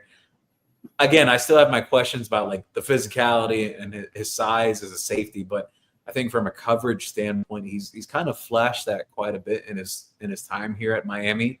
Um, Maybe it's reached that point that he is reliable in a rotation. We'll see, but I think it's just very encouraging of the progress and the strides that Dylan Day has made, and Zachariah Poyser, just physical standpoint, looks really big. Jacoby Thomas as well looks really big. Both of those guys, they're bigger and they're more rangier than the safeties that Miami had last year. I want to see more of Jacoby Thomas moving forward, kind of see what he brings to the table. It's very small sample size today. Yes, I know King Dodd. We did hear about the 3 picks today, and we're hoping it happens exactly in 1 month from today, on the 31st, and he does it against the Canes as well, or the Canes at least take the ball away from him. Whose idea was it for the guys in camp to sleep in the locker room? I like the attitude and mindset. We're thinking it was the players, correct, Gio? The players, yes. All right. Let's see. Comment on Lagway. Lagway, he's just banged up. He's not really injured, correct? Or yeah, apparently report came out today about DJ Lagway. I saw it come across the Twitter timeline from one of Florida's writers that he's out of the boot now that he was in, but he's still limited for fall practice. So we'll see. And they open up against LSU, or they have LSU before us? I don't think they open. They have LSU before they play Miami. Okay, we say Lance is there. I hope LSU breaks Lagway. Okay. How did the freshman quarterback do? George asks, and that's Nickel, and you said he looked really good. Yeah, he had a couple of moments there. He had a deep ball touchdown to Joshua Moore in the early portion of practice that really wowed everyone. But he has the mentality that he's not afraid to throw the ball. He's not very timid with it. Juan Manuel, is that a scoop? Emery is dating the other Cavender twin. Is that really correct? No. Okay. That's not what I heard. Dropping some. Will that affect the locker room? All right. That could have been the scoop here on the CanesWear Podcast. Lance, can you guys imagine if we had Jeremiah Smith? Because he said if Cam Ward came to the U, he was going to play with him. But Gio said last year, he said if Cam came earlier, Smith would have followed. My second favorite team is whoever playing against freaking Ohio State, period. I've said it since Jeremiah had signed with Ohio State, and people didn't want to believe it or hear it at the time. And then the guy goes out and says it himself, not once, but twice. He said it twice already. You called it. Can you imagine if we had him last year? I'm not going to say we won a championship, but why not? Yeah. Well, that's a guy that can get open all the time. There's still a lot of time. I've actually overheard that Ohio State's having some quarterback troubles right now. I'm not saying, that it leads to Jeremiah hitting the portal or anything later on down the line, but you never know what can happen. I mean, who thought that Carson Beck was going to hit the transfer portal this year if you press the rewind button to the start of the season? No one saw that coming, that he was going to hit the transfer portal. So there's just so much that could happen in a matter of those 3 to 4 months within the season and heading into the postseason. A lot can come into play. Yeah, the fact that, I don't believe Carson Beck comes here if Cam Ward's not the quarterback last year. Yeah, well, I've always had that hot take since they were on Cam Ward. Well, they were going between Cam Ward and Will Howard, and I had that hot take then that I kind of looked at it from the perspective of what Oklahoma did when they had that run of transfer quarterbacks. It was first Baker Mayfield, and then they had Kyler Murray, Jalen Hurts. All those guys are playing in the NFL now, and then after that, then they landed like their big time high school guy, Caleb Williams. Well, no, they had Spencer Rattler. Things kind of went south there, and then they had Caleb Williams. All right. Juan Manuel says Marty Brown won a national championship. Did he with Idaho? Yeah, he did. He did win that. Not this. All right. Cleveland Kane reposted. Thank you very much. Hayes 305 Sports Now. Thanks for joining us. Yes, yips is definitely a difficult thing. That was Steve Sachs, I think, was the first guy to get it. Ed Hearn had it. A lot of players have had it where they just can't throw the ball anymore. Good point there. Lance, Uh, 305 Sports. Carson is great with the media. I agree. He's a professional with the media. He talks like a guy that's already in the NFL. I know he is unbelievable. He's definitely very mature. He talks You very know who? well. You know who was like that as well? That they were tremendous with the media. I remember JVN Cohen was really good with the media too. And imagine the program that he came from Alabama. Yeah, so you come from those big programs. Hopefully, I mean, obviously, that was great. We've had others, but it's good when your quarterback is the guy. We all missed the Bermuda Triangle. Canes, no doubt about it. Those three linebackers were phenomenal. I agree with Showboy Kaner. Cam had a win also. He didn't win anything in Washington State. I think they won the first 4 games, and then they finished, 6-8 or 4-10, whatever it was. I think it was just the perfect storm. It aligned well for both parties, for Cam and for Miami. It's unfortunate. Shelby with a good point. They needed him. He needed us as much as we needed him. 100% correct. You know, he was going to go to the draft. He decided one day, he told his mom and dad, the story I heard from the family is that, you know what? I decided I want to go play in Miami. So I said to them, I said, hey, maybe, who knows? Maybe he'll be like Joe Burrow and be the number 1 pick in the draft for coming back. And sure enough, it happened. So maybe Carson Beck will be the number 1 pick in the draft for coming back. Gio. Bell is currently had a lot of projections for that a year ago. Sorry? He had a lot of projections for that a year ago. Yes, he was the guy last year, or Quinn Ewers, who went in the 6th round to the Miami Dolphins. Those are a couple of guys favored over Cam Ward to be the number 1 pick. Bell is 305 Sports. Bell is currently taller than The Undertaker. Okay. I just hope that I want you to go to practice and ask somebody if Bell is athletic enough to catch the ball. Because if he is, I mean, he's obviously with a 7'2" wingspan. He's got to be able to play basketball and other things with that kind of wings. And if you can play basketball, you can catch the ball. So if they line him up, it's going to be very tough to cover that guy. I mean, Josh Moore it's got nothing on him. 6'4" to 6'8" and 7'2" wingspan. I mean, you throw that ball up, a guy that's over 300 pounds. I mean, he doesn't have to run too fast if you're at the 5-yard line. I think the last time I recall an offensive lineman doing things like that, I don't know if you remember. You remember Jason Fox? He played for Larry Coker and Randy Shannon. Yeah, and he could. Yes, those guys are special when they can do it. Let's see. All right, Lance Davis been watching the Canes with Schnellenberger. Yes, welcome. He's been around for a little bit. Let's see. The mullet run King won a game that he couldn't throw a forward pass. I do remember that game. His arm was like tied to him. Let's see. Kyron Joe's got the same amount of votes as Carson Beck. It's a massive disrespect for Beck. I love it. I agree. I love the fact that these guys do not respect Beck at all. What's he like, ranked like number 7 quarterback in the ACC right now? What? I mean, when they rank the quarterbacks in the ACC. No, well, the Player of the Year award voting for the ACC, it came down to number 1 was Cade Klubnik from Clemson, which, by the way, everyone gives Carson Beck hell for the season that he had last year, which people have overly dissected, to be honest with you, because if you really go into the tape, even some of the coaches at Miami kind of admitted this in the last 2 days, that they feel that Beck elevated Georgia at times and that they kind of let him down. Mm-hmm. I thought that was quite interesting that they said that. But the way the pecking order was of the voting, it was Cade Klubnik first overall for the preseason voting for Player of the Year. Then you had, I believe it was Kevin Jennings from SMU.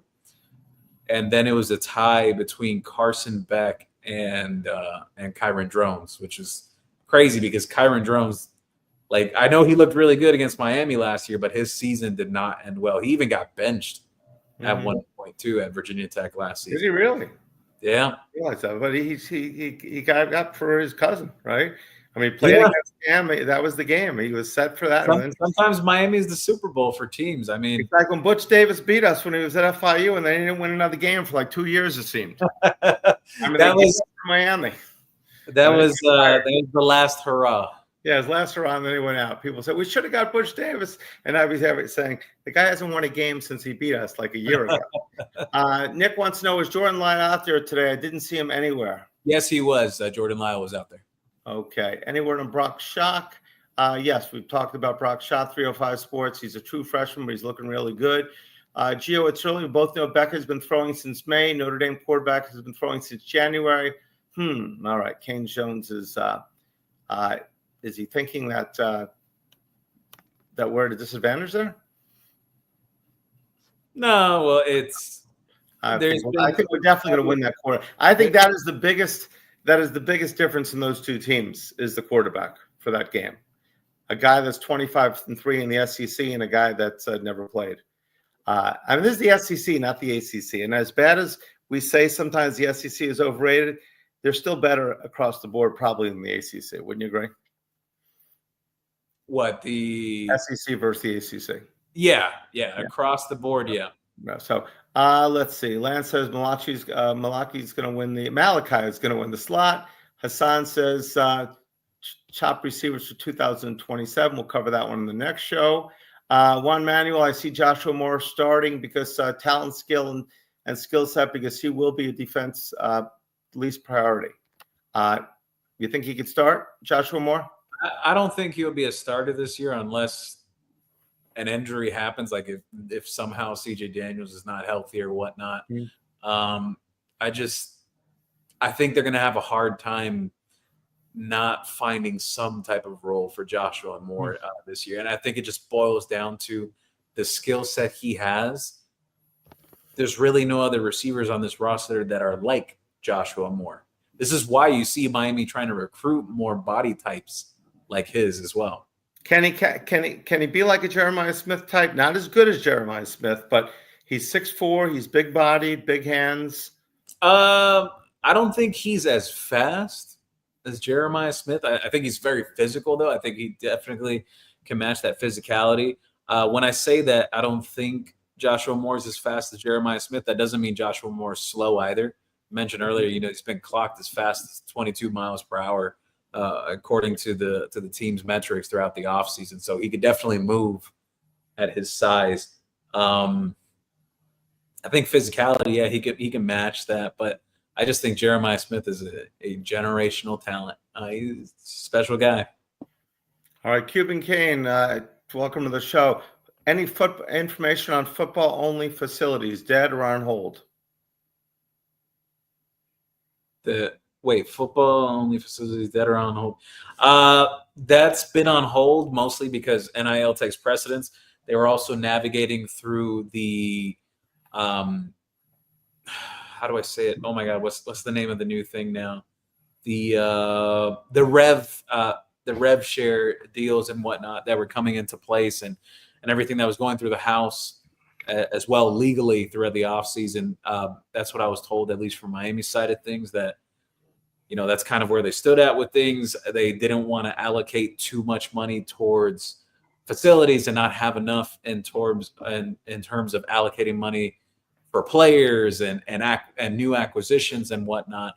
Now that everything is clearing up a little more and they see what the guardrails are, I know from what they told me back then, that was May when I was told this, that they would come back in and reevaluate, like, all right, so this is the plan. This is how we're going to do things and what happens with the football facility. I don't think it's a scenario that it's never going to happen. I just think that, again, sometimes in life, there's certain things that come up that take priority over others.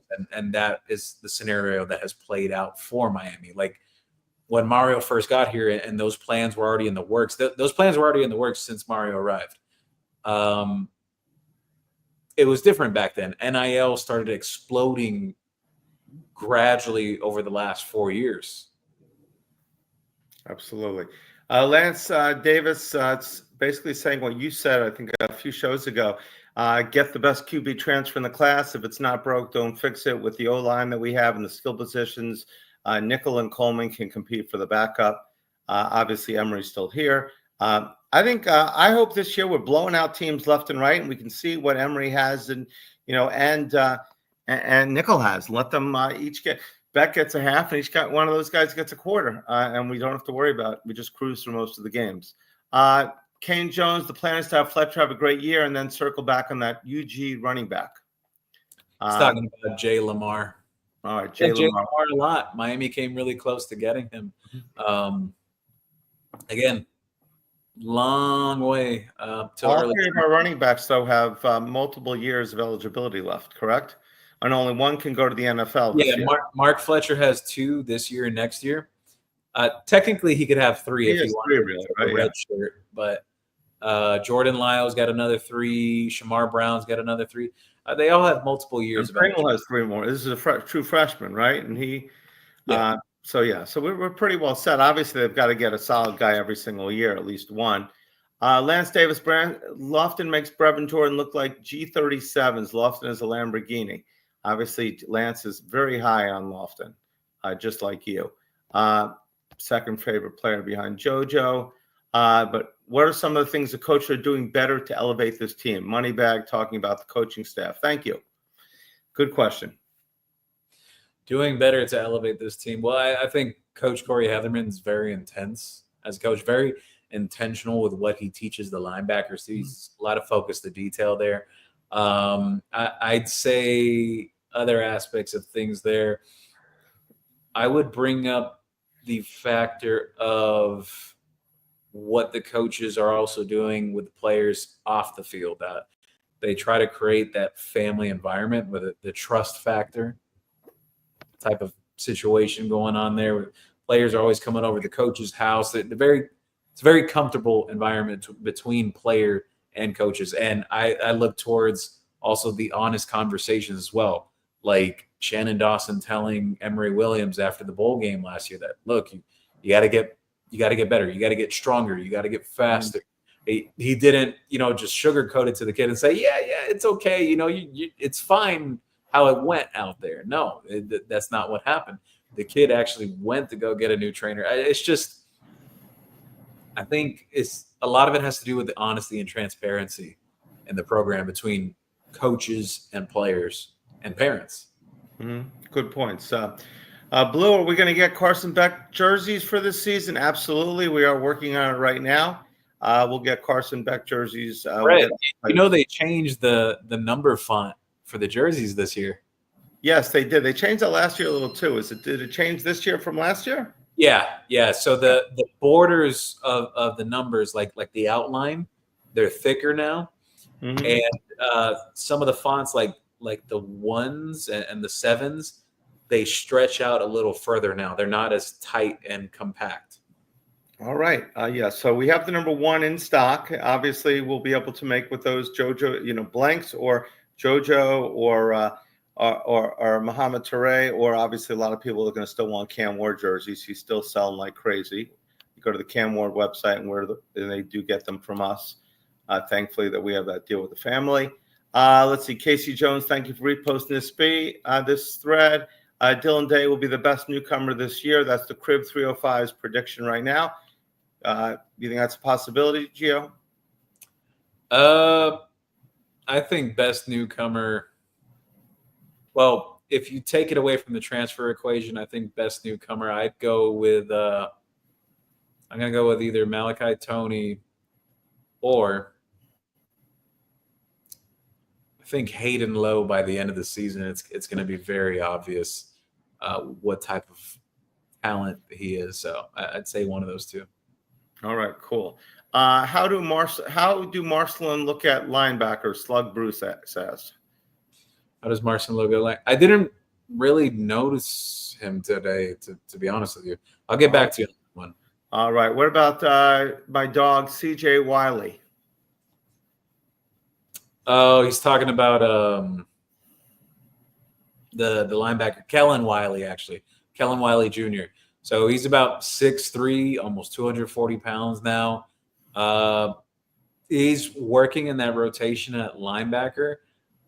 I wasn't given any details on him in terms of like what happened in practice after the media portion. Moves very well at his size, can play downhill. Just at least from my takeaway from in spring, because this is only the first day of fall camp, still seemed a bit raw back then. I know there has been some discussions that there was kind of a little jump from him from the end of spring to now. I want to see if that comes into place when the pads come on. In spring, I felt like he was still kind of processing things a little slower. Sometimes that happens with guys. They may need a year, potentially 2 years to kind of get acclimated with things. All right, great. Let's see. Lance, let's keep that Sefner pipeline open. Lance Davis, subscribe to the Geo Discord, premium content. If you bleed orange and green, thank you for the shout out. Absolutely. Geo's got a fantastic Discord there, so everybody should be a member. It's awesome.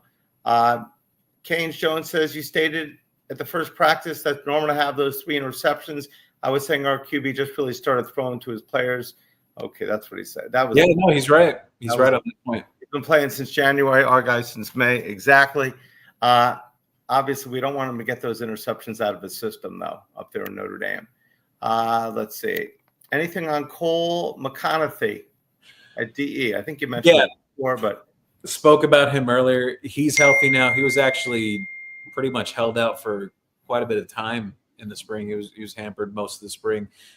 He's back now. He's about up to like almost 250, 260 now. He's put on quite a bit of size since arriving in Miami. I think he arrived at Miami at like about 230, so he's put on a lot of size since he got here. They were really excited about him last year. Got to see what takes place in fall camp now. Again, still day one. This is basically his first practice of the offseason, basically. Awesome. Nick asks, I see more like Higgins that just went in the second round, maybe even a little more explosive. Higgins, the Iowa State kid. Yeah, I could see some of that. Okay. How's Marcelin looking at linebacker? He said he didn't see that yet. He'll look for him tomorrow. Slug Bruce. Hassan, CJ Bailey and Jeremiah Smith next year, hopefully. Well, that would be awesome. I think a lot of people would like that. Yes, everybody would, of course. It depends how good our guys are, of course. These guys could be studs. Anything on these last? We're only going to answer a few more questions. I'm looking at Gio and Brad. I'm grateful. All right. I'm grateful. Where's Miami today? Do you guys remember the feeling we had after the second half of Iowa State? Give Mario credit for navigating the ship and not get blown up with the sea mines. Yeah, he's right. That is a good point. Iowa State, yes, that is a good point. FSU, are they having some issues, Lance says, in the NIL right now? Is that still continuing? Yeah, it has to do with the language and some of the contracts. Some NIL lawyers have even brought it up that they say they don't even understand how some of these kids are signing it. But, that all boils down to guidance, people around some of these kids. It is what it is. Awesome. A couple more questions. This is it. Lance Davis, yes, Gio Hayden Lowe could play for the Steelers today. Wow, that's pretty good. Hayden Lowe, I mentioned this to Alex Dono today, actually, from Locked On Canes. We were both next to each other at practice. And I told him, not from like a play style, but from a physical aspect, like the body makeup of Hayden Lowe, like the composition. It reminds me very similarly to, I don't know if people will remember this guy, but he was on that 2017 defense, Jonathan Garvin, who ended up making it to the NFL. The frame looks very similar to me. Very, very similar. No, that's awesome. Long arms, looks like grown man already who's like playing in the NFL. Is Garvin still in the NFL? I believe so. I remember the last thing he was playing with the Packers. All right, awesome. Lance is a true freshman size-wise. He's a freak. We stole him from USA. Lance Davis loves Garvin. All right. We got through all the questions, Gio. We said we'd be out at 10. It's 10:30. Just any final comments before we go to where people find you?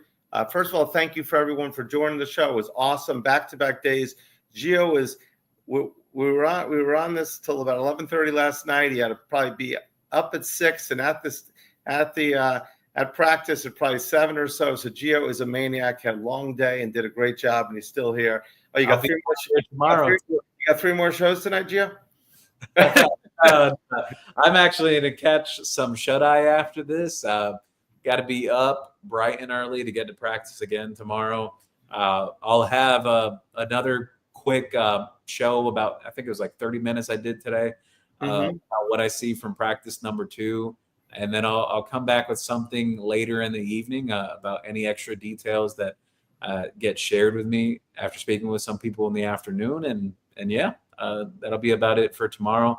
The weekend, I'll see what the plans are. I know one of the practices this weekend is closed to the media. I know pads should be coming on very soon too.